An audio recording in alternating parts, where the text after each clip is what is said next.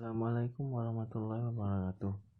Perkenalkan, nama saya Ihsan Abimayu dari kelas analisis sekuritas H.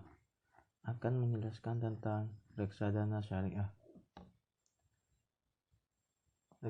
Pengertian reksadana syariah.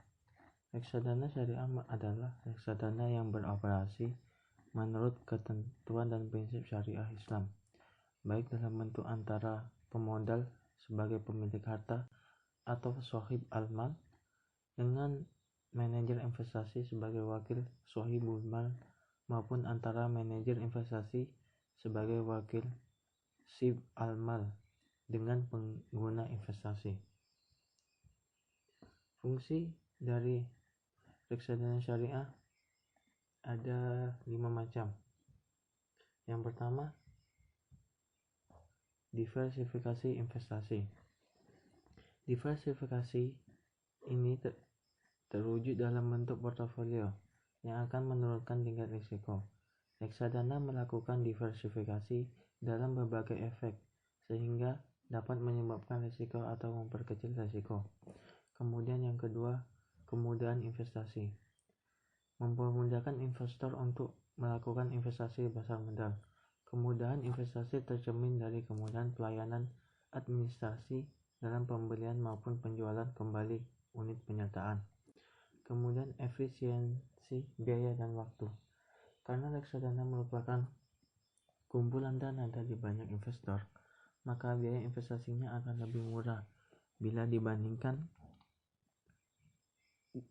dibandingkan dengan jika investor melakukan transaksi secara individual di bursa efek. Pengelolaan yang dilakukan oleh manajer investasi secara profesional. Tidak perlu bagi investor untuk memantau sendiri kinerja investasinya tersebut. Kemudian yang ketiga, likuiditas. Jadi pemodal dapat mencairkan kembali saham atau unit penyertaan setiap saat sesuai ketetapan yang dibuat masing-masing reksadana, sehingga memudahkan investor untuk mengelola kasnya. Reksadana wajib membeli kembali unit penyertaannya sehingga sifatnya menjadi liquid. Kemudian yang terakhir, transparansi informasi.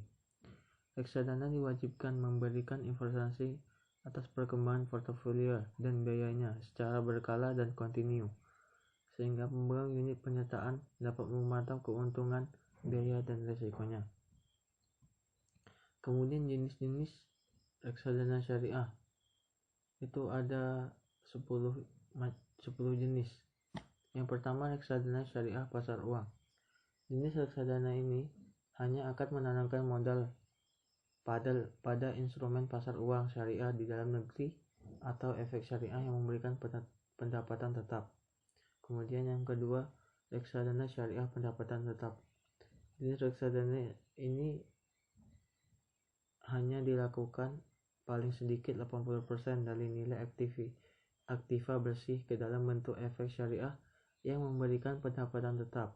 Dalam hal ini, efek syariah berpendapatan tetap yang dimaksud adalah obligasi. Kemudian yang ketiga, reksadana syariah saham. Jenis reksadana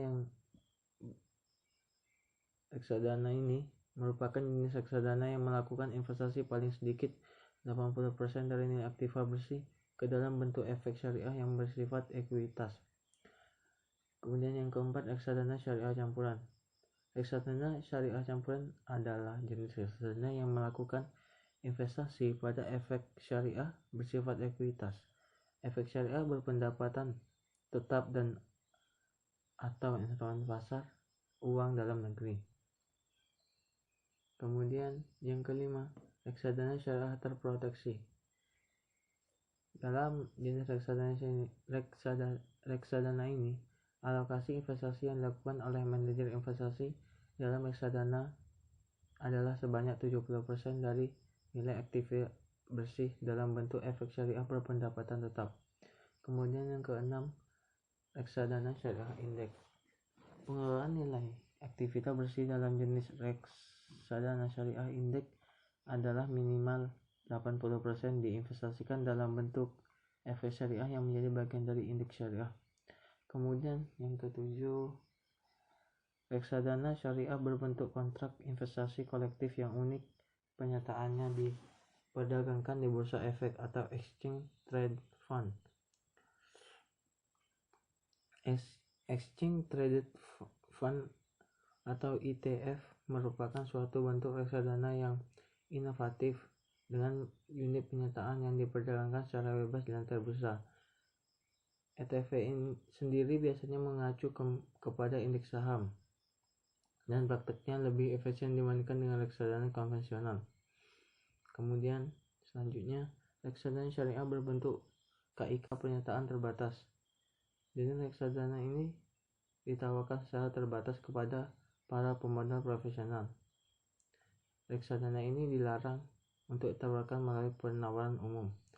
Yang kesembilan, reksadana syariah berbasis efek syariah luar negeri. Reksadana ini dapat menempatkan dana hingga 100% dari nilai aktiva bersihnya pada efek luar negeri. Sementara itu, efek luar negeri yang boleh menjadi objek investasi merupakan efek yang diterbitkan di negara yang sudah menjadi anggota dari International Organization of Securities Commission dan telah mendatangani secara penuh Ministerial Memorandum of Understanding concerning consulting and cooperation and the exchange of information. Kemudian yang terakhir, reksadana syariah berbasis sukuk manajer investasi. Dalam reksadana jenis ini wajib menempatkan nilai aktiva bersih dalam komposisi portofolio sebesar tidak kurang dari 80%. Manfaat reksadana syariah. Manfaat reksadana syariah ini ada 6. Yang pertama, dapat mendiversifikasikan portofolio secara cepat. Kemudian kecepatan dalam proses penjualan dan pembelian atau marketability. Yang ketiga, manajemen investasi profesional yang mendapatkan izin otoritas bursa atau professionality. Dan yang keempat, banyaknya pilihan dari beragamnya investasi usaha reksadana yang kini mulai tumbuh besar. Yang kelima, keterbatasan investasi. Pengelola reksadana memberikan informasi yang transparan kepada nasabah mengenai semua aspek investasi, risiko portofolio, dan biaya-biaya transparan. Kemudian yang terakhir, manfaat perlindungan investor melalui peraturan yang telah dikeluarkan oleh BAPM. Kemudian selanjutnya prinsip reksadana syariah. Yang pertama, reksadana syariah ini tidak mencari keuntungan sebanyak-banyaknya. Tujuan dari reksadana syariah ini adalah hanya mencari tidak hanya mencari return yang tinggi. Kemudian yang kedua, adanya proses scanning atau penyaringan. Dalam proses manajemen portofolio, reksadana syariah harus lebih dahulu melalui screening sebagai bagian dari proses alokasi aset. Kemudian adanya proses cleansing atau purification. Proses ini dimaksudkan untuk membersihkan aset-aset yang tidak halal, baik dengan mengeluarkan zakat atau pengeluaran amal lainnya.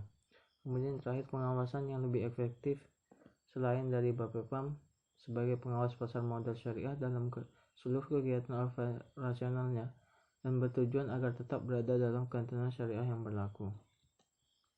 Kemudian resiko reksadana syariah. Yang pertama, resiko perubahan kondisi ekonomi dan politik. Sistem ekonomi terbuka yang dianut oleh Indonesia sangat rentan terhadap perubahan ekonomi internasional. Kemudian yang kedua, risiko berkurang nilai unit penyertaan. Nilai unit penyertaan reksadana dapat berfluktuasi akibat kenaikan atau penurunan nilai aktiva bersih reksadana. Kemudian risiko uang prestasi oleh pihak-pihak terkait. Risiko ini dapat terjadi apabila rekan usaha manajer investasi gagal memenuhi kewajibannya. Kemudian risiko likuiditas. Penjualan kembali atau pelunasan tergantung pada likuiditas dari portofolio atau kemampuan dari manajer investasi untuk membeli kembali atau melunasi dengan menyediakan uang tunai. Kemudian yang kelima, risiko kehilangan kesempatan transaksi investasi pada saat pengajuan klaim asuransi. Dalam hal ini terjadinya kerusakan atau kehilangan atas surat-surat berharga dan aset reksadana yang disimpan di bank kustodian. Kemudian yang terakhir, mekanisme transaksi reksadana syariah. Dalam melakukan transaksi reksadana syariah tidak diperbolehkan melakukan tindakan spekulasi yang di dalamnya mengandung gahar seperti najusi atau penawaran palsu, itikad dan tindakan spekulasi lainnya. Antara pemodal dengan manajer investasi dilakukan dengan sistem wakalah. Dan yang terakhir, antara manajer investasi dan pengguna investasi dilakukan dengan sistem mudharabah. Sekian penjelasan dari saya, semoga bermanfaat. Mohon maaf bila ada kesalahan kata. Sekian, wassalamualaikum warahmatullahi wabarakatuh.